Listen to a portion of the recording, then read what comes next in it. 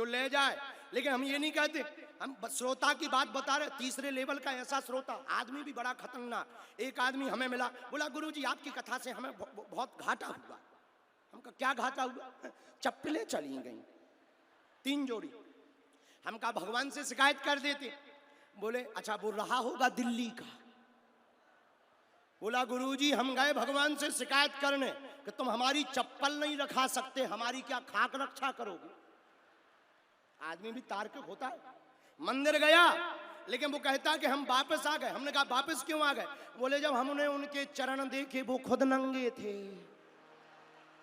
आओ आओ। तो हमने कहा मतलब? बोले हमें लगा कि इनकी खुद कोई ले गया। अब हम इनसे क्या प्रार्थना करें? खैर बाद में वो पता लगा कि वो बिहार का आदमी था।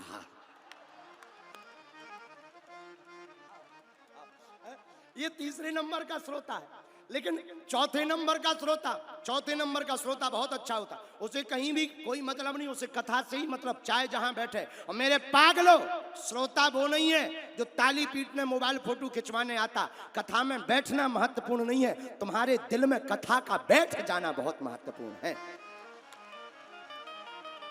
बोलो सीताराम, जोर से बोलो। हम नहीं कह रहे, रामायण पढ़ो तो वर्णन आता है। एक घड़ी आधी घड़ी, आधियों में पुनियाद, और तुलसी चर्चा राम की, हरहि कोटि अपराध। एक घड़ी नहीं तो आधी, आधी घड़ी नहीं तो कुछ देर। धीरे धीरे मोड़ तू इस मन को, इस मन को तू, इस मन को धीरे धीरे मोड़ तू इस मन को, इस मन को तू, इस मन। ये मन मोड़ा कुछ डर नहीं, फिर दूर प्रभु का घर नहीं। मन मोड़ा कुछ डर नहीं, फिर दूर प्रभु का घर नहीं। धीरे धीरे मोड़ तू इस मन को, इस मन को तू, इस मन। अच्छा मन है कैसा?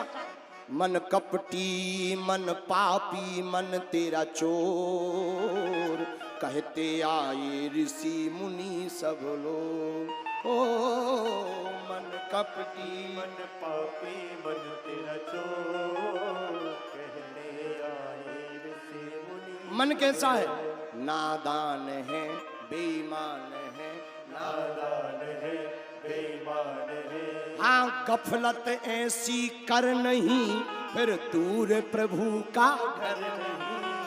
धीरे धीरे मोड़ तू इस मन को, इस मन को तो, इस मन को। संत कहते धीरे धीरे मोड़ तू इस मन को, इस मन को तो, इस मन को। तो कथा सुनने का लक्षण क्या? कथा में पहले आकर के बैठ जाओ, सबसे बाद में जाओ। क्यों? भगवान को पीठ दिखाकर नहीं जाना चाहिए। दूसरा लक्षण, कथा में बैठने का दूसरा नियम है सावधानी पूर्वक बैठो, मन को शांत करके बैठो। मन बड़ा खतरनाक है। भजन करन में आलसी, भोजन में तैयार, और तुलसी ऐसे नर को बार बार धिक्कार। ये भजन करने में आलसी है, भोजन में तैयार। अच्छा ऐसे समझो मन कितना खतरनाक होता है। एक बार हम पूर्व जन्म में यही यमुना खादर में कथा सुना रहे थे। पूर्व जन्म में हमारा एक चेला चंगीलाल कथा सुनने आया। उसकी दुकान थी कपड़ों की, कपड़ों की दुकान। कथा में आया और सो गया। अच्छा सोया सो तो ठीक है, सपना देखने लगा। कथा में बैठा बैठा सपना देखने लगा, और सपने में कथा में बैठे ही बैठे अपनी दुकान का कपड़ा बेचने लगा। इतना खतरनाक। हाँ एक ग्राहक आया, ग्राहक ने कहा कपड़ा दीजिए। उसने कहा साहब देख लीजिए। वह ग्राहक भी मुस्कुराया, चंगीलाल सेठ साहूकार भी गुनगुनाया, और कपड़ा को रंग बिरंगा कलर दिखाते हुए उसने यह बात गाया, लीजिए श्रीमान यह कपड़ा आप पर है मेहरबान, रंग आपका कलरफुल हो जाएगा। यह कपड़ा अगर आपके घर जाएगा पड़ोसी भी पूछकर मेरी दुकान आएगा। चंगीलाल भी मुस्कुराया, बोला कपड़ा तो बहुत प्यारा है पर रेट बता दीजिए, देना हो जो कुछ दे दीजिए। नहीं नहीं, रेट ठीक ठीक लगा दीजिए। चंगीलाल कथा में बैठा बैठा सपना देखते देखते कहने लगा 5 रुपया से एक कम नहीं लगेगा। तो तुरंत मुस्कुराते हुए ग्राहक बोला रेट बहुत ज्यादा है, भाव कुछ आधा है, रेट बहुत ज्यादा है, आपका महंगा है, हम नहीं ले पाएंगे। चंगीलाल ने कहा कोई बात नहीं, कुछ कम दे दो। नहीं नहीं, ग्राहक बोला 4 रुपए से 1 रुपए ज्यादा नहीं मिलेगा, एक आना ज्यादा नहीं मिलेगा। और कथा में बैठा है, 4 रुपया में उसने कहा। ग्राहक जाने लगा। चंगीलाल ने मन में सोचा ग्राहक चला ना जाए, तुरंत कपड़े को पकड़ा और बोला ले जा 4.5 में, ले जा 4.5 में, दोनों हाथ पसार और सामने वाले भक्त का कुर्ता दीनों फाड़।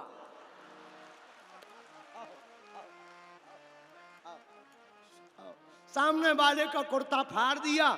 उसने एक थप्पड़ मारा, तब नींद से खुली। क्या बात है, क्यों मारा, तुमने शर्म नहीं आती, कुर्ता फाड़ दिया, क्या बात है? वो बोला तुम्हारा कुर्ता फट गया, हमारा तो ग्राहक ही चला गया।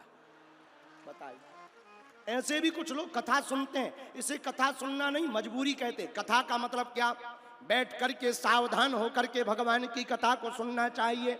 कथा सुनने से होगा क्या? देखो, स्नान करने से तन पवित्र होता है, भगवान की कथा में स्नान करने से मन पवित्र होता है। और हनुमान जी महाराज प्रभु चरित्र सुने को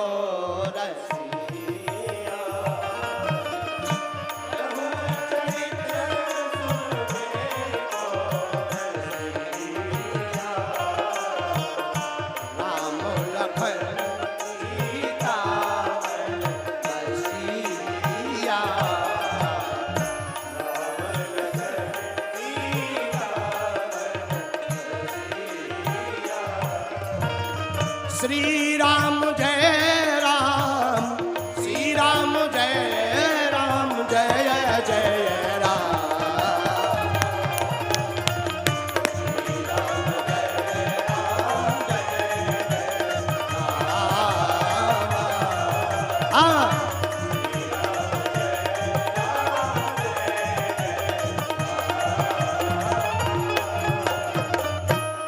कथा में एक क्षण बैठने में ही कल्याण हो जाता है। किसी का हुआ, हाँ, उल्टा नाम जपऊ जग जाना,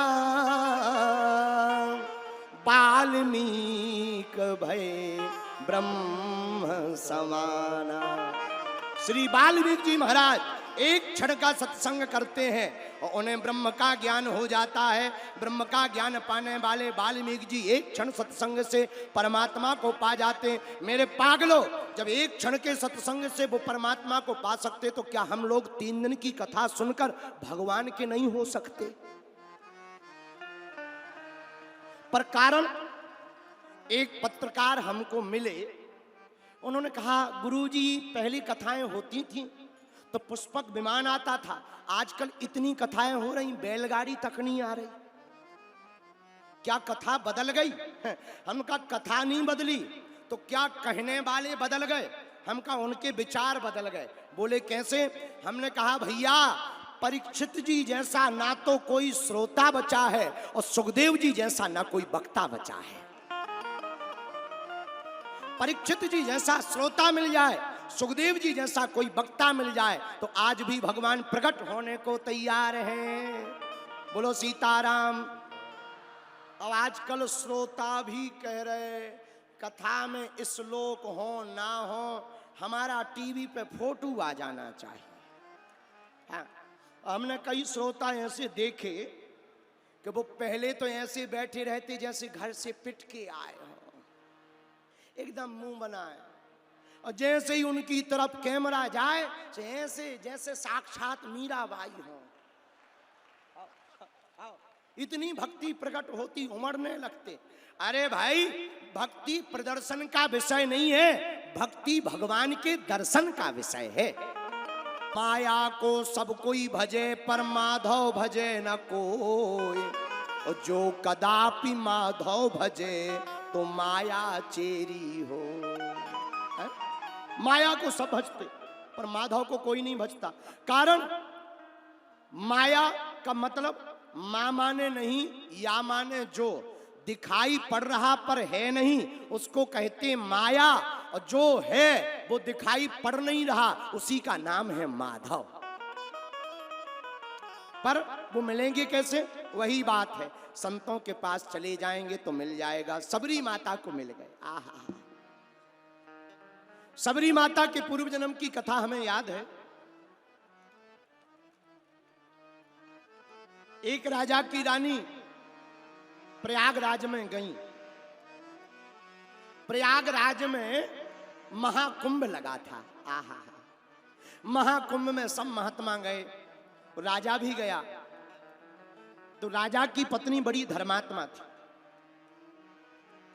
प्रयागराज कुंभ को देखकर बड़ा मन गदगद हुआ। एक दिन संतों की जमात बाहर से बैठी बैठी सीताराम सीताराम का कीर्तन कर रही थी। संत महात्मा, रानी को मन में आया, काश हम भी अगर पुरुष होते तो इन संतों के बीच में बैठकर हम भी भजन गा लेते। आहा, आंखों में आंसू भरे। वह रानी ने विचार किया कि राजपाट तो बना ही रहना है, जब तक रहेगी जिंदगी फुर्सत ना मिलेगी काम से, कुछ वक्त ऐसा निकालो प्रेम करो मेरे राम से। जीवन तो जब तक रहना तब तक काम रहना, मरघट पर ही काम विराम होगा। आंखों में आंसू भरकर वह रानी संतों के बीच में जाकर बैठ गई। आहा, बहुत देर बाद रात को घर आई। राजा ने बहुत डांटा, बड़ी मूर्ख हो, नालायक हो, हमारी नाक को कटवा रही। अरे राजपत्नी होकर के, राजा की पत्नी होकर, रानी होकर तुम ऐसे संतों के बीच में बैठकर कीर्तन कर रही, नाच रही, शर्म नहीं आती है? रानी को बड़ा बुरा लगा, आंखों में आंसू आ गए। लेकिन पति धर्म है तो करें क्या? वहीं पर खड़े खड़े राम जी से प्रार्थना की, हे राम जी, हमको दूसरा जन्म देना तो भूल करके भी अमीरों के घर मत दे देना, ऐसे घर पर देना जहां हम भजन करें तो किसी की लोक लाज ना चली जाए। रात भर रोती रही, पर मन में विचार था कि चाहे जो हो जाए हम भगवान की भक्ति तो करेंगे। दूसरे दिन प्रातः काल पति को सोते हुए में ही प्रणाम करके संगम में चली गई।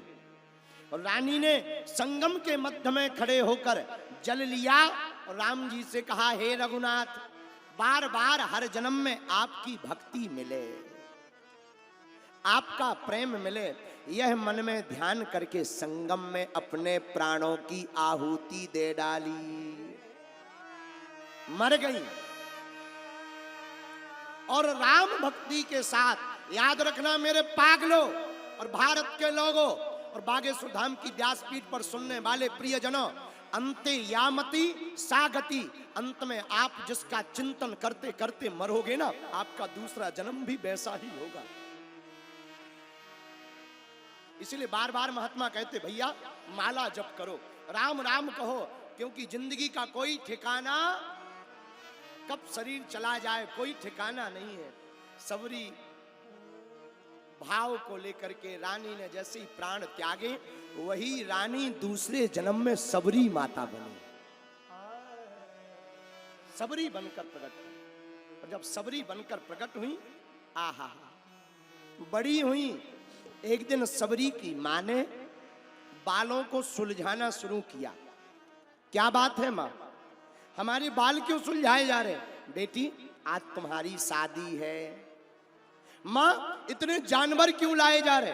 बिटिया, ये बारात के भोजन की व्यवस्था है, इनको काटा जाएगा, तुम्हारी बारातियों को तुम्हारा दूल्हा आएगा, बाराती आएंगे, उनको भोजन बनेगा। सबरी ने मन में विचार किया, जिस गृहस्थ जीवन में जाने से अनेक पशुओं के प्राण चले जाना, क्या करेंगे ऐसे गृहस्थ जीवन का? और तत्क्षण मन में विचार कर लिया कि अब तो हम घर छोड़कर भाग जाएंगे। और रातों रात ही सबरी घर छोड़कर जाने लगी। और जाते जाते जिस मकान में वह जीव जंतु बंधे हुए थे जिनका वध किया जाना था, काटा जाना था, जिनका भोजन बनना था, उनको बंधन से खोल दिया। जैसे ही बंधन से खोला तो जीव जंतु वन में भागते भागते कहने लगे, सबरी जैसे तुमने हमारा बंधन खोला, जाओ परमात्मा तुम्हारा बंधन खोलेंगे। भाग चली गई। सबरी मतंग मुनि के पास पहुंची। मेरे प्रियजनों, सबरी की जिंदगी में भी राम बिना महात्मा के नहीं आए।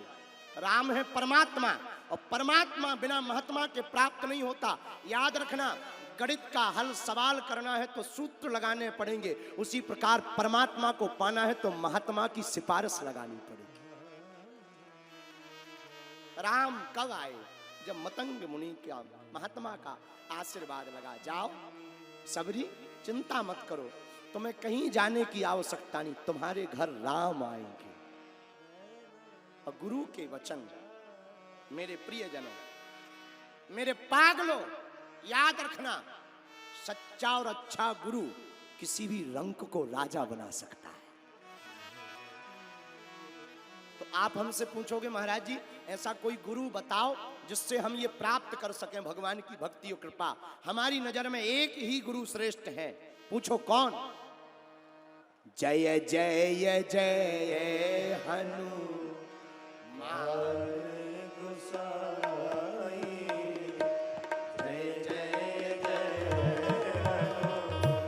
हनुमान गोसाई, कृपा करो गुरु देव की नाई, कृपा करो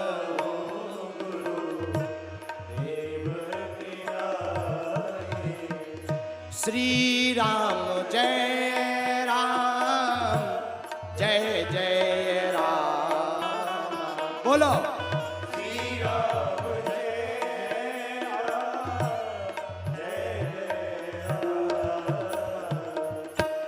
जय जय जय हनुमान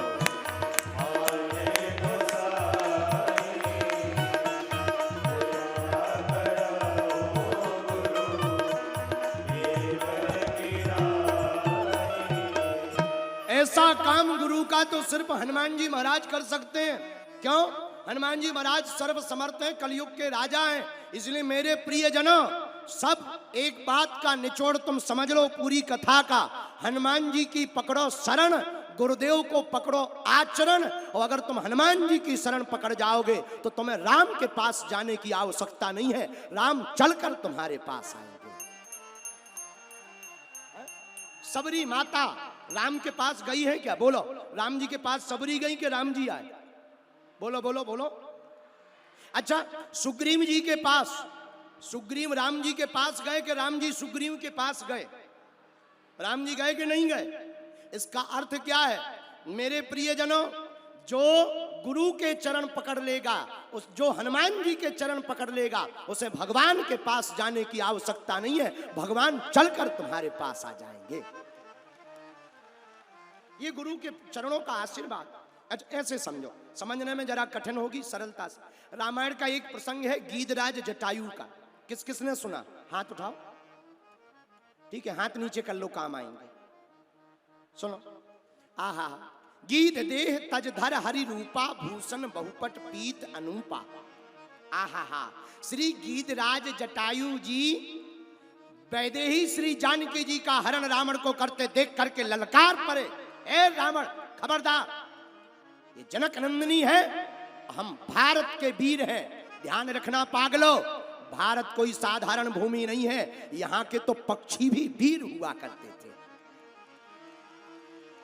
जटायु ने रावण को ललकार दिया।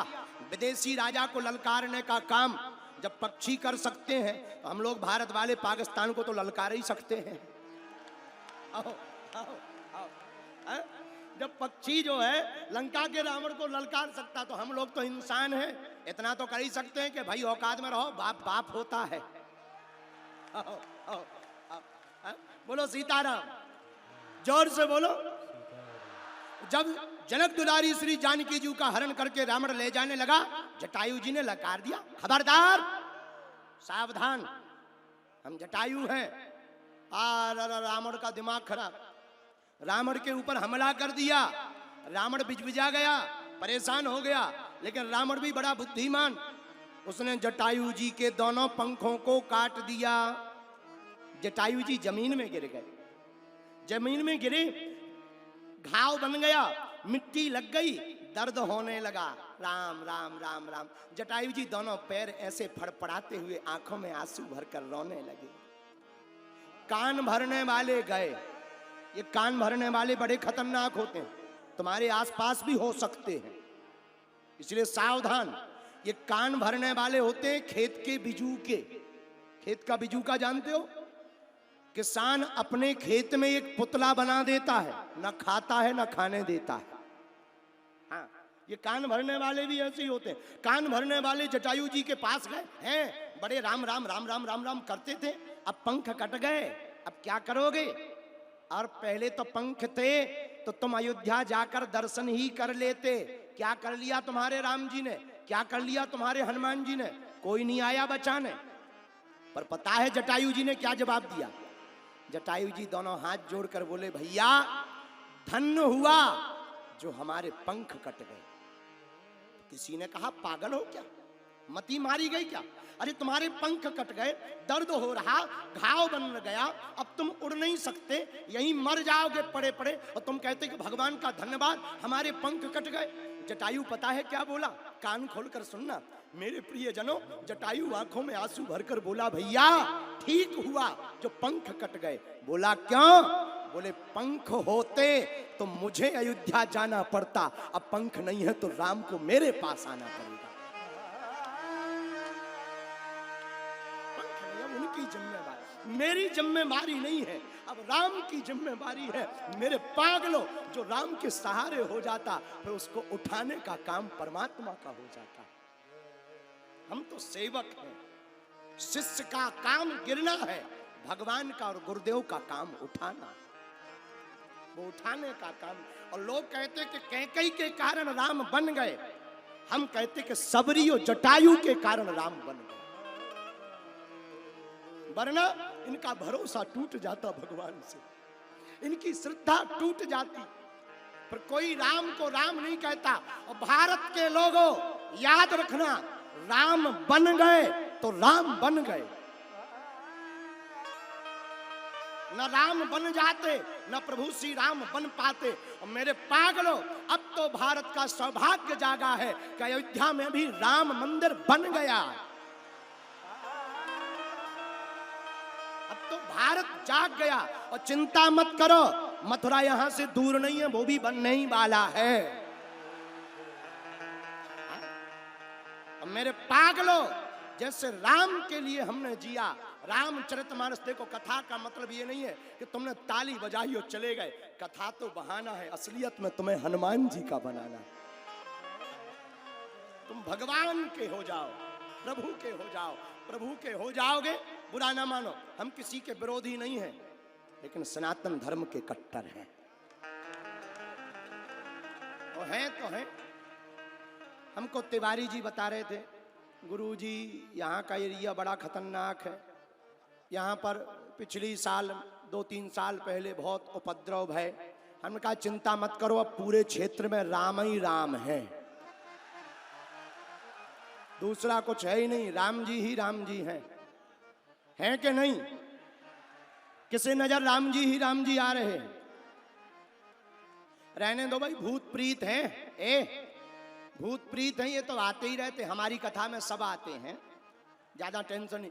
एक अभी हमने वहां देखा बिना कपड़ों के नाच रहा था, हम समझ गए कि दिल्ली आ गए।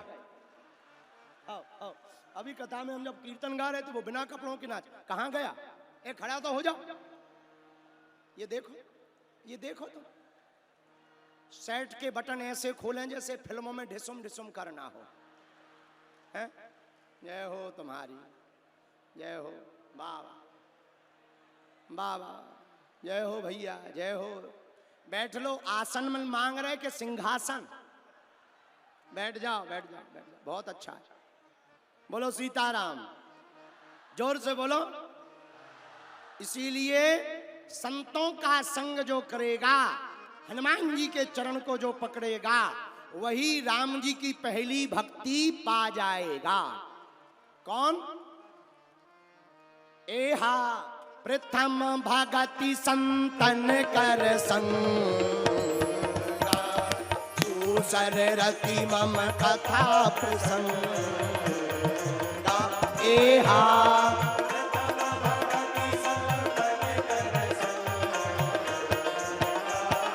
दूसर रति मम कथा प्रसंग।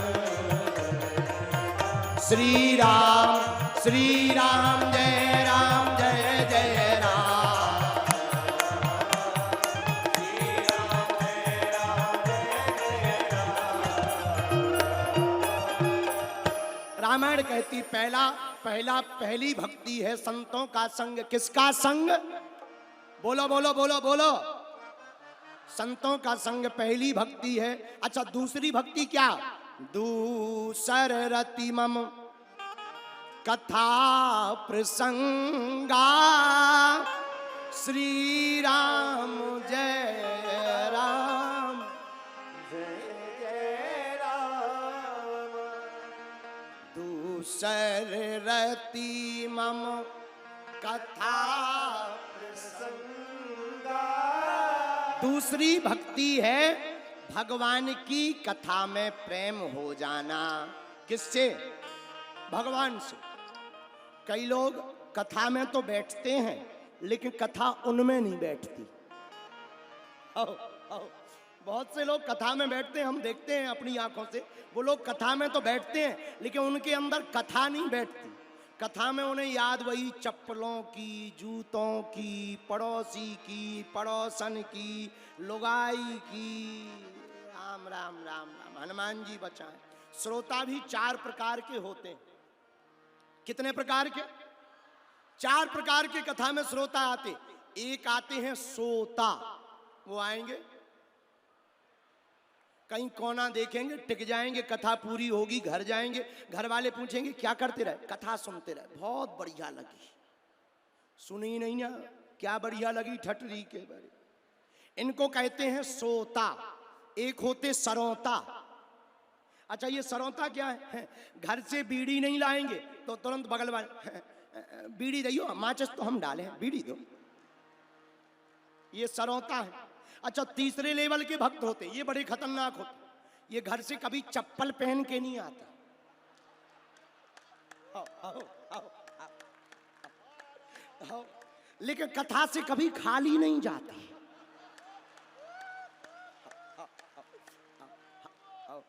ये देखती है। अच्छा, लेकिन उन लोगों की चप्पलें जाती हैं जो चप्पल को बाहर रखकर कथा में चप्पल का ध्यान करते हैं।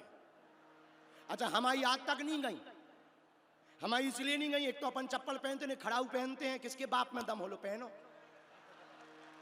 दूसरे दिन अस्पताल में जाओ, हड्डी टूट गई, अपन खड़ाऊ पहनते हैं। अच्छा, एक और कारण दूसरा, बचपन में हम चप्पल पहनते थे लेकिन हम भी इतने बदमाश, चप्पल पहन के कथा में जाते थे लेकिन इतने बदमाश, अपन एक डालते थे हम इस दरवाजे पे, दूसरी इस दरवाजे पे, मिलाता रहे। जोड़ी नहीं मिलेगी। जिस प्रकार कई लोगों की शादी नहीं होती है तो वो सोचता है कि जोड़ी है भी कि नहीं, ऐसे ही अपनी चप्पल है, किसके बाप में दम है।